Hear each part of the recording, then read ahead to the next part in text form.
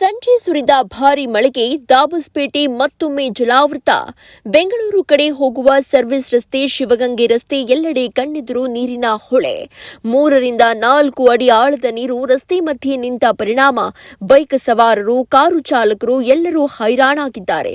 ಕೆಲವರು ವಾಹನವನ್ನ ತಳ್ಳುತ್ತಾ ಮುಂದೆ ಸಾಗಿದ್ರೆ, ಇನ್ನೂ ಕೆಲವರು ಹಿಂತಿರುಗುವಂತಾದಂತಹ ಸ್ಥಿತಿ ನಿರ್ಮಾಣ ಆಗಿದೆ.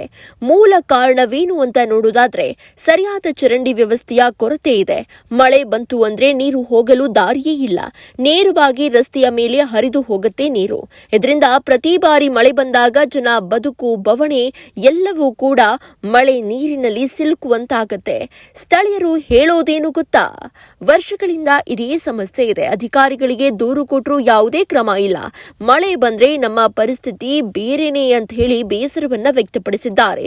ಅಧಿಕಾರಿಗಳ ಜಾಣ ಮೌನ ಜನರ ಆಕ್ರೋಶಕ್ಕೆ ಕಾರಣವಾಗಿದ್ದು, ಸಾಮಾಜಿಕ ಜಾಲತಾಣಗಳಲ್ಲೂ ಈ ವಿಡಿಯೋ ವೈರಲ್ ಆಗ್ತಾ ಇದೆ. ಜನರು ಹೇಳ್ತಾ ಇರುವ ಅಥವಾ ಕೇಳ್ತಾ ಇರುವ ಪ್ರಶ್ನೆ ಒಂದೇ: ಮಳೆ ಬಂದ್ರೆ ನಾವು ಈ ನೀರಿನಲ್ಲಿ ಈಜ್ತಾ ಹೋಗ್ಬೇಕಾ ಅಥವಾ ರಸ್ತೆ ಸರಿಪಡಿಸುವ ದಿನ ಬರುತ್ತಾ?